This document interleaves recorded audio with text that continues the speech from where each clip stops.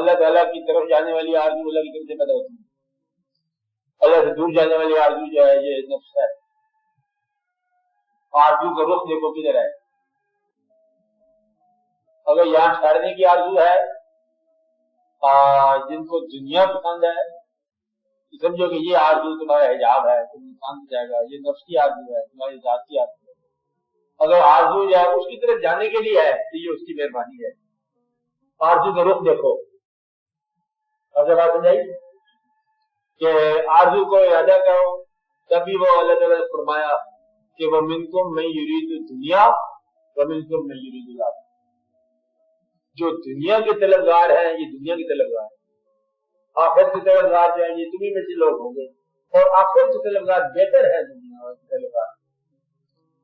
اس لیے جو جہاں ٹھہرنے کی آرزو ہے، آسائش کی آرزو ہے، آسانی کی آرزو ہے، دنیا میں اور واقعات کی آرزو ہے، یہ دنیاوی آرزو. آپ کو بات سمجھا رہی؟ مقصد یہ ہے کہ آرزو پیدا ہوتی رہتی ہے. آرزو کے یوں سمجھ لو کہ یہ ایک باغ ہے، آپ اتنی اس میں سے قبول کرو آرزو جو تمہیں ہلاک نہ کرے، ورنہ آرزو ہلاک کر دے گی. آپ بات سمجھ رہے ہیں کہ جہاں سے آ کر جانا ہے، ٹھہرنے والا جو ہے، ایسا نہ ہو کہ آپ کو تکلیف ہو جہاں سے نکلنے کی، تو آرزو وہ رکھو جس کا حاصل وہ خود لگی، یا اس کی طرف جانے کی آرزو ہے، یا اس کے فضل کی آرزو ہے، احسانات کی آرزو ہے. تو آرزو کا پتہ چل جاتا ہے کہ یہ آرزو میری کیا ہے. کسی کو تکلیف نہ دینے کی آرزو ہو، راحت دینے کی آرزو ہو، اس کی طرف صبر کرنے کی آرزو ہو، اپنے آپ کو پہچاننے کی آرزو ہو. تو جن لوگوں نے بہت کچھ اللہ کی راہ میں کچھ کام کیا، وہ لوگ یکتا آرزو کے لوگ تھے، ایک آرزو کے لوگ تھے.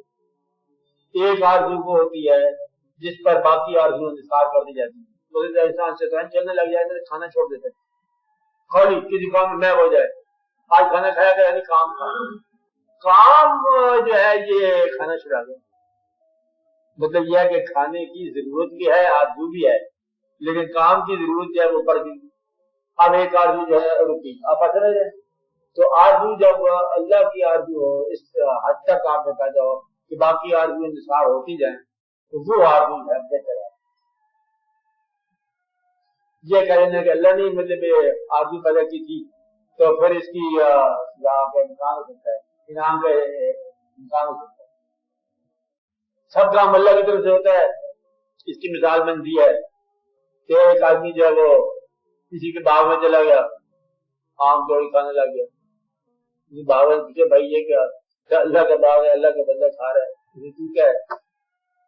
کہتے بات یہ پھر اللہ کا باغ ہے، اللہ کا بندہ کھا رہا ہے، اللہ نے تیری ہے دل میں آگو ڈالی ہے، پھر اللہ کے دوسرے حکم کے مطابق اللہ کا دوسرا بندہ جو ہے لاٹھی چلانے کا اختیار بھی رکھتا ہے، مار دیا. مطلب یہ ہے کہ آرزو آپ کی آرزو اپنی جگہ پر بجا.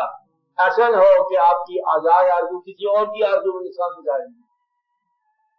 آپ کا ٹھہرنا بھی ضروری ہے اور اللہ کی طرف جانا بھی ضروری ہے. یہ ایسا نہ ہو کہ وہ آرزو اس آرزو کو روک دے، یہ آرزو اس آرزو کو روک دے. جان دو اس بات. اس لیے یہ خیال کرو کہ مسافروں کو سفر کی ضرورت ہے، آپ کو منزل ملنی چاہیے، اور دوسرے کو سمجھانے کا وقت اس وقت ہوتا ہے جب دوسرے کو تم اپنے سے بہتر سمجھو. جس آدمی کو تم اپنا مال نہیں دے سکتے اس کی تم اصلاح کیا کرو گے؟ تم جنتوں سے دینا چاہتے ہو اپنی، لیکن اپنا مال نہیں دیتے، کہ کیا دینا چاہتے تم؟ جھگڑا کرنا چاہتے، جھگڑا نہ. اس لیے زندگی بڑی محدود سی زندگی ہے. میں پہلے بتایا کہ 60 سال کی زندگی میں 20 سال سو کے گزارتا ہے انسان. رہا کیا جاتا ہے جناب صاحب؟ کچھ زندگی بک جاتی ہے، زندگی بیتے مہینے کے بعد تنخواہ لی، وہ بیچارہ مہینے پر انتظار کرتا ہے، 2 دن میں تنخواہ جا جاتی ہے. وہ پہلے ہی پوری کی پوری ہوتی ہے، پھر باقی خرچے اخراجات پروگرام دقتیں، کچھ مہنگائیاں، کچھ ادھر موسم گرم، کچھ باجی حالات سے پریشانی، جھگڑا اوپر سے حالات.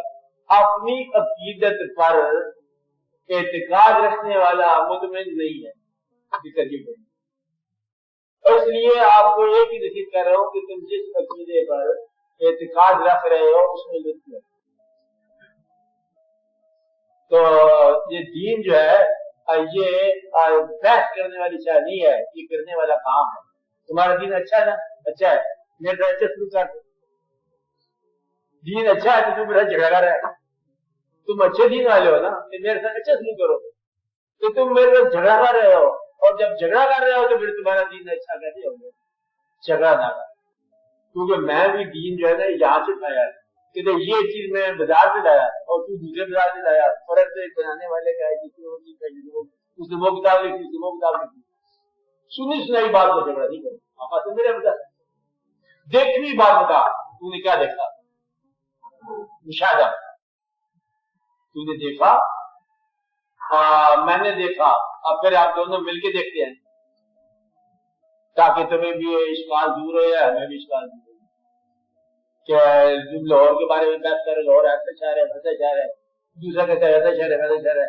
چلو دونوں دیکھ کے آئے ہیں، ایک نے اور ایسا دیکھ لیا اندھے آدمی، دوسرے نے اور ایسا دیکھ لیا. اب دونوں مل کے دیکھو. پہلے آپ میں دوستی کرو، جھگڑا ختم کرو، آپ مل کے دیکھتے ہیں، سیر کرتے ہیں. اور آپ پھر کوئی جھگڑا نہیں ہو تو دونوں مل کے چل رہے.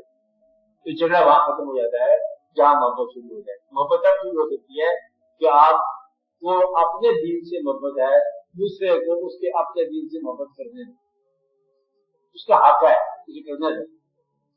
یا آپ کے ذمہ کام لگایا تو اس کی اصلاح کر دو، محبت کے ساتھ کر دو. اس کا بیچارہ غریب آدمی ہے، فاقے میں اس کے پیسہ دے دے، اصلاح ہو جائے گی. یہ ہے واقعہ.